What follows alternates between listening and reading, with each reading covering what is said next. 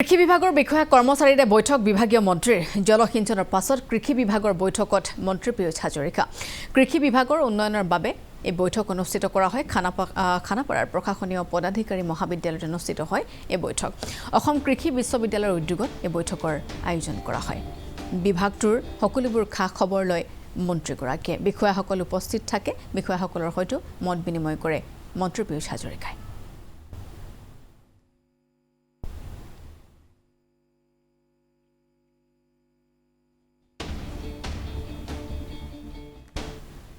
মই আজি আমাৰ এগ্ৰিকালচাৰ ইউনিভাৰ্চিটি ভেটেৰিনেৰী ইউনিভাৰ্চিটি আৰু আমাৰ ফিচাৰী ইউনিভাৰ্চিটিয়ে এখন সন্মিলিতভাৱে কৰা মিটিঙত অংশগ্ৰহণ কৰিলোঁ এই গোটেইকেইটা ছেক্টৰ আমাৰ কাৰণে খুব ইম্পৰ্টেণ্ট ইয়াত হৰ্টিকালচাৰ চেৰিকালচাৰ মানে গোটেই ফাৰ্মিং ৰিলেটেড খেতিয়ক ৰিলেটেড ষ্টেক হোল্ডাৰ্ছখিনি এই মিটিঙত আছে মিটিঙৰ ইনাগুৰেল ছেশ্যনটোহে হ'ল মিটিং এতিয়া চলিব আমি তেখেতলোকক অনুৰোধ কৰিছোঁ আৰু ৰিচাৰ্চ আপোনালোকে কৰক আৰু ইনভেনশ্যন আপোনালোকে আনক আৰু উদ্ভাৱন আপোনালোকে কৰক যাতে খেতিয়কক নতুনত্ব আমি দিব পাৰোঁ কনভেনশ্যনেল ধানত বহুত বেছি প্ৰফিট নহয় তাৰ বিপৰীতে যদি আমি চব্জি খেতি কৰিবলৈ আগ্ৰহী কৰোঁ ভাল যদি আমি বীজ দিব পাৰোঁ ভাল যদি আমি হৰ্টিকালচাৰৰ পুলি দিব পাৰোঁ তেতিয়া খেতিয়কৰ ইনকাম ডেফিনেটলি ডাবল হ'ব ট্ৰিপল হ'ব তাৰ কাৰণে মই তেখেতলোকক কাম কৰিবলৈ তেখেতলোকক ৰিচাৰ্চ কৰিবলৈ প্ৰফেচৰসকলক চাইণ্টিষ্টসকলক ষ্টেক হোল্ডাৰ্ছসকলক অনুৰোধ জনালোঁ আহ্বান জনালোঁ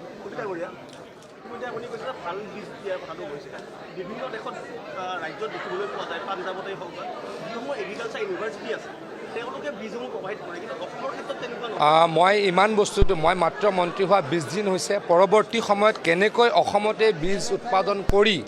অসমৰ কৃষকক দিব পাৰোঁ তাৰ কাৰণে ব্যৱস্থা কৰিম এটা কথা আপোনালোকক মই জনাবলৈ পাই সুখী হৈছোঁ কেইদিনমানৰ আগতে কেন্দ্ৰীয় চৰকাৰৰ গৃহ আৰু সমবায় বিভাগৰ মন্ত্ৰী যশস্বী অমিত শ্বাহ ডাঙৰীয়াই মুখ্যমন্ত্ৰী ডাঙৰীয়ালৈকে এখন চিঠি লিখিছে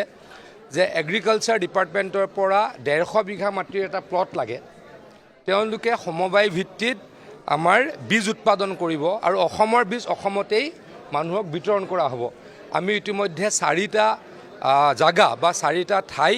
আমি লোকেট কৰিছোঁ চিহ্নিত কৰিছোঁ আৰু তেখেতলোকৰ লগত কমিউনিকেট কৰিছোঁ তেখেতলোকে য'তেই কৰে আমি আৰম্ভণি কৰাম আৰু এগ্ৰিকালচাৰ ডিপাৰ্টমেণ্টেও আমাৰ প্ৰায় 40খন যি নাৰ্চাৰী আছে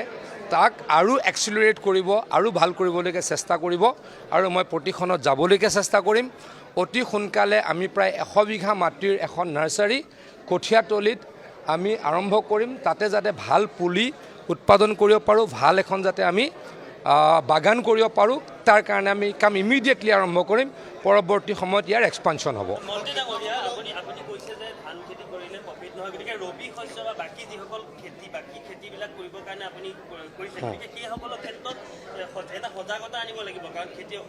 আমি আনিবলৈ ইতিমধ্যে চেষ্টা কৰিছোঁ আজি যদি আপুনি সময় লয় অসমত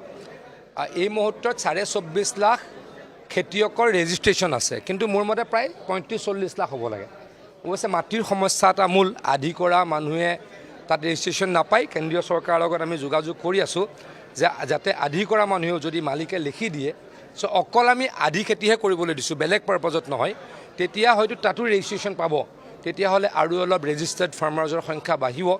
আজিৰ পৰা অসমৰ বিভিন্ন জিলাত বিভিন্ন সমষ্টিত পঞ্চায়তে কেম্প হৈছে 24 লাখৰ পৰা আমি ফাৰ্মাৰ ৰেজিষ্ট্ৰেশ্যন 40 লাখলৈকে নিব পাৰোঁ নেকি তাৰ কাৰণে যত্ন কৰিছোঁ আৰু চেষ্টা কৰা হ'ব যথেষ্ট সমস্যা আছে মুখ্যমন্ত্ৰী ডাঙৰীয়াই চিৰিয়াছলি এই কথাটোত পৰ্যবেক্ষণ কৰি আছে আমাকো জনাইছে তেখেতে যেনেকৈ জলসম্পদ বিভাগৰ ফাণ্ড দিয়াৰ ব্যৱস্থা কৰিছিল বা ফাণ্ড যুগুতাই দিয়াৰ ব্যৱস্থা কৰিছিল ইৰিগেশ্যন ডিপাৰ্টমেণ্টকো তেখেতে তেনেকৈ সহায় কৰিম বুলি আমাক কথা দিছে বা আমাক সকলোকে জনাইছে গতিকে যদি আমি ফাণ্ড পাওঁ ডেফিনেটলি ভালকৈ আমি ইৰিগেশ্যন এক্সপানশ্যন কৰিম যাতে খেতিয়কে 12 মাহে খেতি কৰিব পাৰে প্ৰশ্নটো হ'ল আগতে জলসিঞ্চন বিভাগটো আৰু কৃষি বিভাগটো পৃথক হোৱাৰ কাৰণে বহু ক্ষেত্ৰত কৃষকসকলে জলসিঞ্চনৰ সুবিধাটো নাপায় কৃষকসকল বঞ্চিত হ'ব লগা হৈছে এইবাৰ আপুনি একেলগে দুইটা মুখ্যমন্ত্ৰী ডাঙৰীয়াই দিছে কি হয় চাওঁ কিন্তু কৃষক নেতাইটো গৈছে মইতোতো দুৰ্বলহে হ'লোঁ কৃষক নেতাই কয় মই কৃষক নেতাই কয় যে মই এগ্ৰিকালচাৰ মিনিষ্টাৰ হোৱাৰ কাৰণে আৰু জলসিঞ্চন মন্ত্ৰী হোৱাৰ কাৰণে মোক ডাউনগ্ৰেডেড কৰা হ'ল। গতিকে ঠিক আছে, মই তললৈ আহিছোঁ, তলৰ পৰা কি কৰিব পাৰোঁ চেষ্টা কৰিম।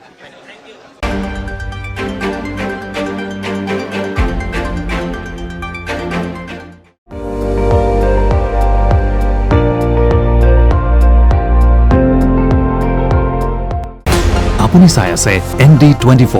সৰ্বশ্ৰেষ্ঠ নহয় সৰ্বোত্তমৰ দৌৰত।